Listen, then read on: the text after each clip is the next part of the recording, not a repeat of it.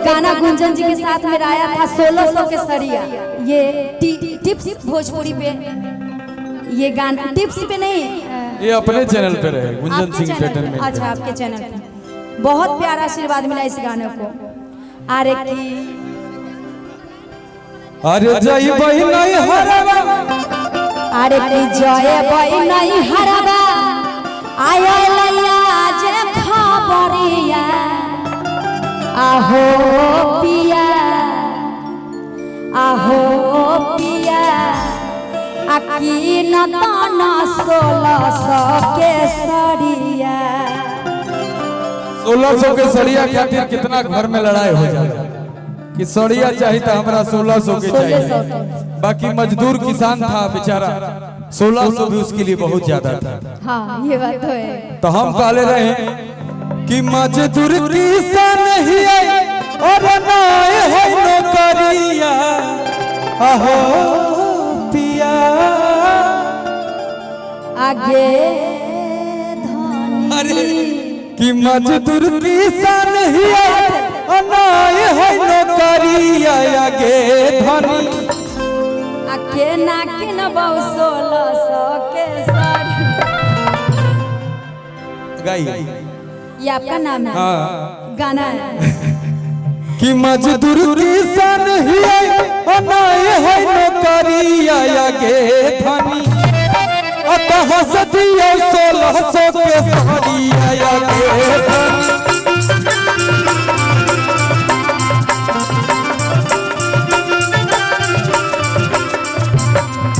जय बही नहीं हरवा, लैया जे खबरिया, हो पिया,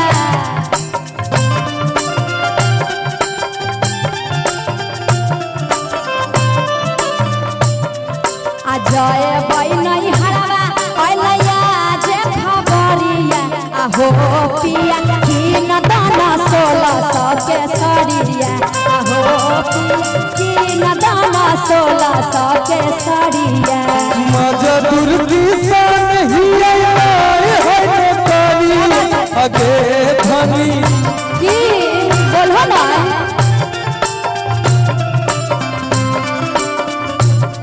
अरे मजदूर किसान ही है नौकरिया, आगे धनी कहाँ सदियों 1600 के सरिया।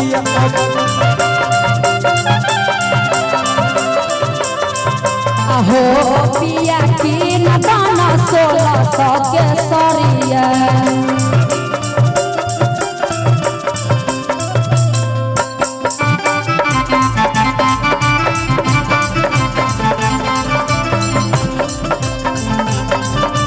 क्या बात है?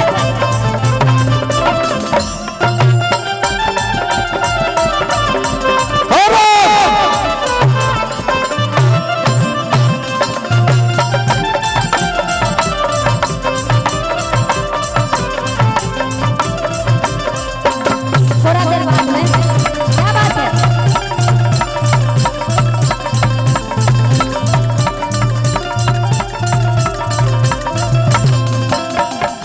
अच्छा, एक गाना और आ गया जी। अच्छा, इसका अंतरा गाते हैं। अरे कि भैया के शादी होई, आ गरदा उड़े बई, अरे नया साड़ी साया पिया, आ पेन्ही झमकए बई।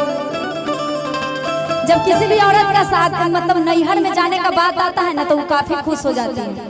दूल्हा से झकोर लड़ के साड़ी लेवे करती है, दामी दामी एकदम। हर विध व्यवहार में हर रंग का साड़ी पहनती है।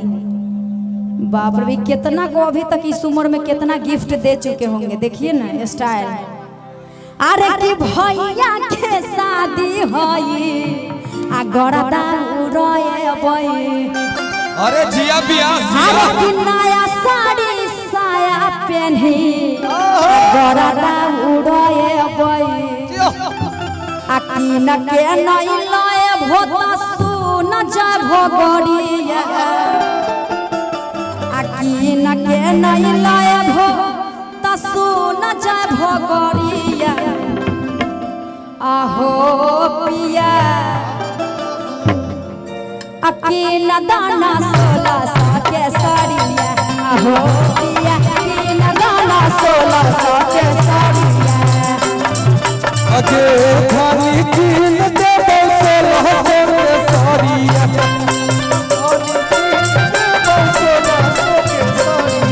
अहो पिया कीन दाना 1600 के साड़िया